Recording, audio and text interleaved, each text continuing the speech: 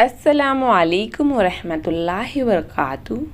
آج میں آپ سب کو عادل شاہی عہد میں اردو زبان کا آغاز و ارتقاء کے بارے میں بتاؤں گی، تو چلیے دیکھتے ہیں۔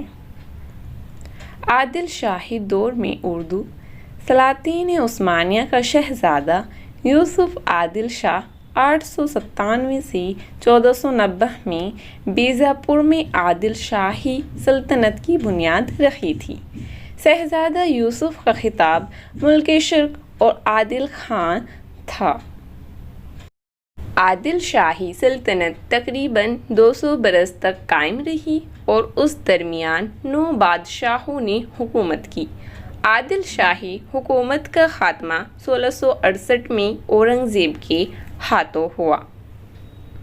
یوسف عادل 1490 سے 1518۔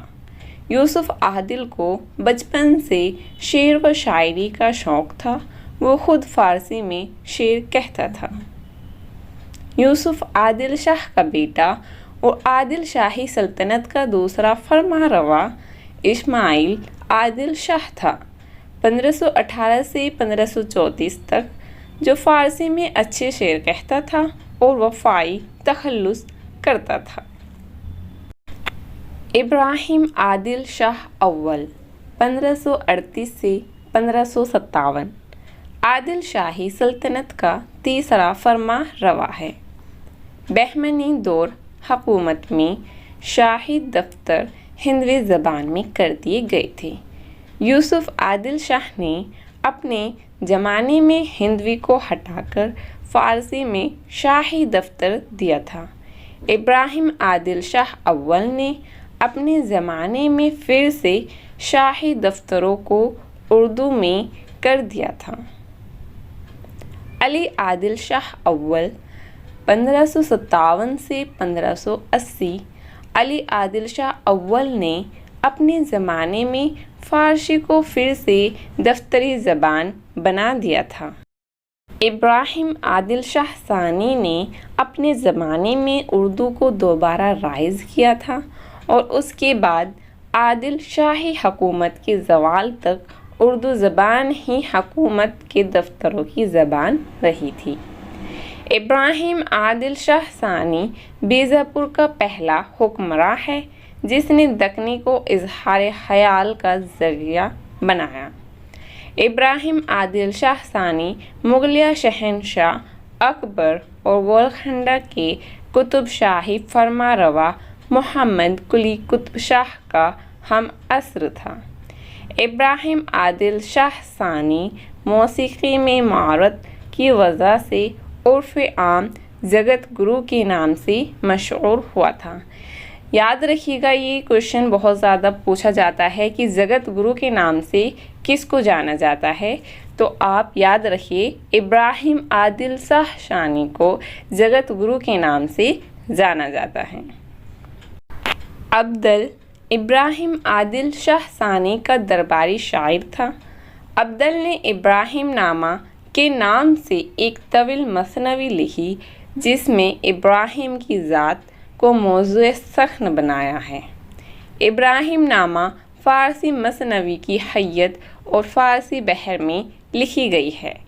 ابراہیم نامہ کو بیجاپور کا پہلا ادبی کارنامہ کہا جاتا ہے۔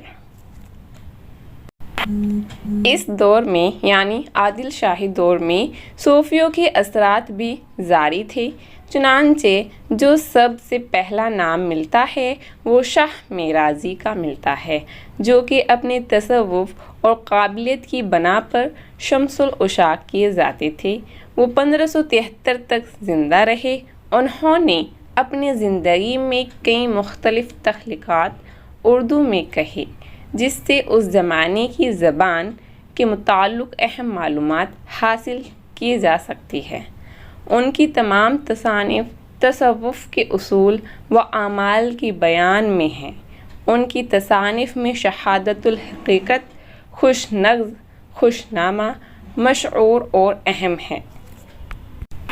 نصرتی علی عادل شاہ ثانی کے دربار کا ملک شہرہ تھا، جس کو بیجاپور کا سب سے بڑا شاعر تسلیم کیا جاتا ہے۔ اس کی 2 مصنویاں علی نامہ اور گلشن عشق بہت ہی مشہور اردو ادب کا سرمایہ افتخار ہے۔ اس کی تیسری شعری تصنیف تاریخ اسکندری کا پتہ مولوی عبدالحق نے دیا تھا، لیکن بعض علماء کا خیال ہے کہ یہ تصنیف نصرتی کی نہیں ہے۔ گلشن عشق نصرتی کی اولین تخلیق ہے جس میں منور اور مدحو مالتی کی محبت کی کہانی بیان کی گئی ہے، اور علی نامہ میں علی عادل شاہ ثانی کے دور حکومت اور سر مقجست حیات کو بیان کیا گیا ہے۔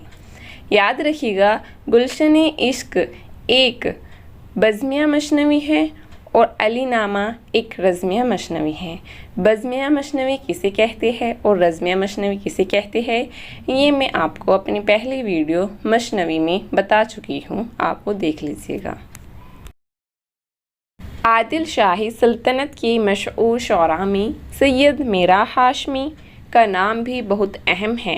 یوسف زلیخا اس کی مشہور مثنوی ہے۔ اس کے علاوہ جب محمد عادل شاہ تخت پر بیٹھا تو اسے اور اس کے ملکہ دونوں کو شاعروں سے بڑی دلچسپی تھی، لہٰذا ان کے ارد گرد بہت سارے شاعر جمع ہو گئے، جس میں رستمی، ملک خوشنور، ابدل اور مقیمی کا نام اہم ہیں۔ رستمی اردو اور فارسی دونوں میں شعر کہتا تھا۔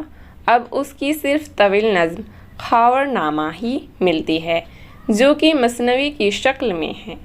ملک خوشنور اپنی مثنوی ہست بہست کے لیے جانا جاتا ہے جو کہ امیر خسرو کی تصنیف پر مبنی ہے۔ ابدل اپنی مثنوی ابراہیم نامہ کے لیے مشہور ہے جو کہ اس نے بادشاہ کی مدح میں لکھی تھی۔ کہا جاتا ہے کہ بیجاپور کی خاک سے اٹھنے والے شاعروں اور ادیبوں کی تعداد بہت زیادہ ہے، لیکن تذکروں اور تاریخوں میں محض چند نام ہی ملتے ہیں۔